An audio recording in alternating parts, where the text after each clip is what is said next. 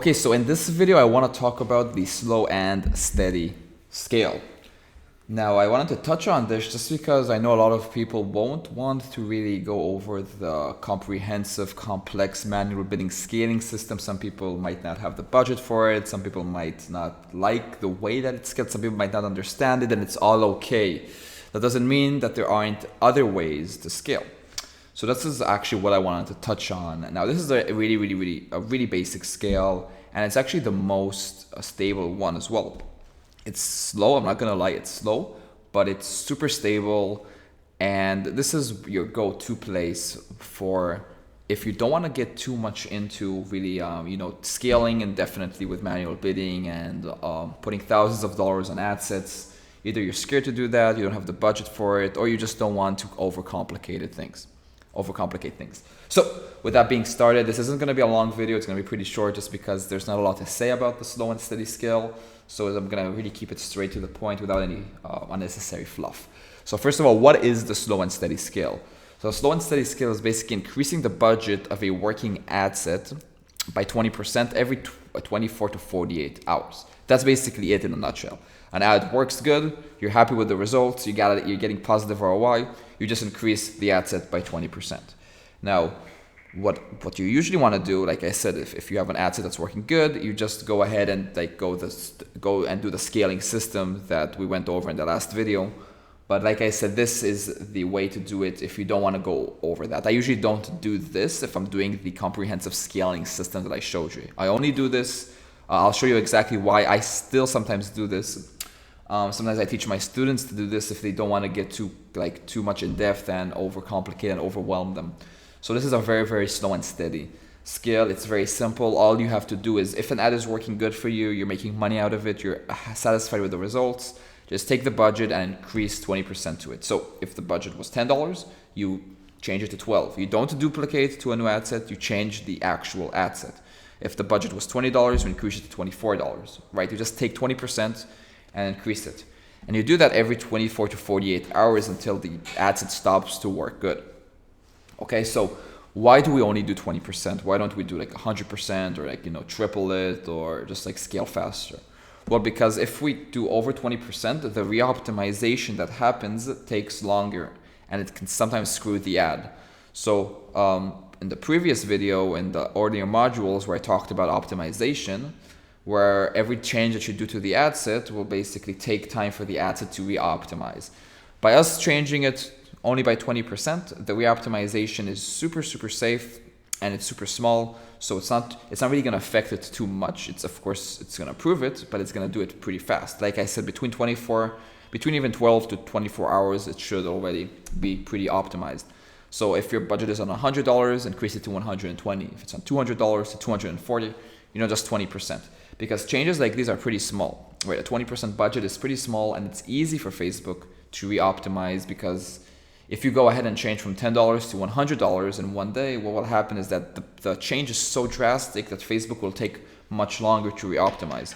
So by you changing by 20%, what you're doing is that you're really changing a little bit, and you're letting Facebook optimize, and then you're changing again, right? So let's say you start from $10, you increase by 20%, so it's $12, you let that run. If that works, you increase again by 20%, and you keep doing that until the results start to not work as good. And I'll show you in a second how we get to that conclusion. Okay, so again, pretty simple. Working ad set, increase budget by 20%. Of course, this goes with the rules of everything else that I said earlier in the program. You will only a working ad set is something that's been running for a few days and is profitable, not something that you let run for 3 hours and it got a sale. Anything that's been working good for a few days, that's positive ROI. Like I said, what I do and what most people and what I recommend people to do is to follow the scaling system that I mentioned earlier. But if that's not something you want to deal with, or it's too complicated for you, or like I said, you don't want to invest a lot of time, then this is a great way to scale. Okay, much more slower, but it's super steady, super stable. Now, when should we use the slow and steady scale?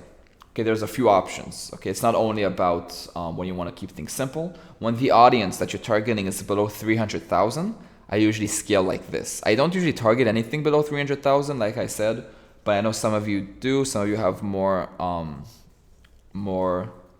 targeted businesses. So Any audience that's below 300,000, you don't want to scale like what I showed you, because that's a very big aggressive scale. You don't do that to any audience below 300,000. So slow and steady scale, if your audience that you're targeting is below 300,000, then I recommend you not to scale like I showed you before, and to scale using this system. Or when everything else fails. Manual bidding hasn't worked, you've tried the scaling system and it just doesn't work. Sometimes, like I said, this is not 100% guaranteed. Usually it doesn't work because you did something wrong. So I recommend you to go ahead and ask in the group. But sometimes the audience is saturated, so there's a lot of factors here. You can never pinpoint why something is not working.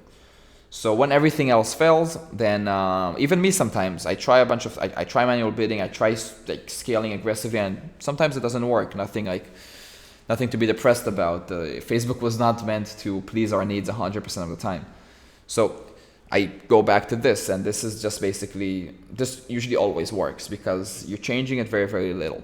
Now, so if the audience is below 300,000, I will use the slow and steady scale. If you want to keep things simple, you'll use the slow and steady scale. And when everything else fails, when you've tried all these other scaling systems and they don't work, then go to this one. Okay, now when I mean don't work, I don't mean in general you tried it once on a specific product and now you have a new product and it didn't work. I'm talking about if really you tried if you tried on a specific product and the scaling system didn't work on that specific product, then you can go ahead to this technique. But like I said, I recommend that one over this one, but this one will just keep things more simple. And if you have a small audience below 300,000, then you want to go to the slow and steady scale. Other than that, this is basically an easy way to do it without any calculations. You know, when you go to the ad set budget, you see the daily budget, you see adjust budget, you just click that and then you can increase the daily budget by 20%. Okay, you just put there 20% and then you click apply. That will automatically just increase it by 20% instead of you calculating it. So as you can see, from 60, it will go up to 72 in this scenario. Okay, now when do we stop increasing by 20%? Okay, what do we look at? So of course, we look at the sales and the conversions or the leads or whatever we're optimizing for. But the most important thing actually to look at is actually CPM, because the CPM shows us the most. If the CPM is in a specific number and it's been a specific number for a few days before you increase by 20%, that's why you want to look at the last 3 days before you increase the budget. After you increase the budget, okay, look at the CPM again after the increase. Okay, don't look at the average of the last 3 days if you only changed the budget 1 day ago. You need to look at the CPM 3 days before you change the budget and the CPM after you change the budget.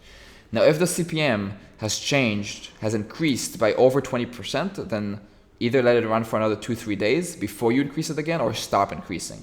Because if the CPM was $10, for example, and after you increased the budget by 20%, you know, let's say the CPM was $10 and your budget was $20, you increased from $20 to $24, and suddenly the CPM went from $10 to $12.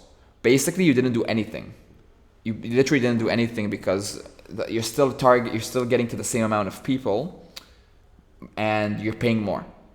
So that's why you want to make sure that the CPM, it can move a little, but it can't move more than the percentage that you increase the budget with.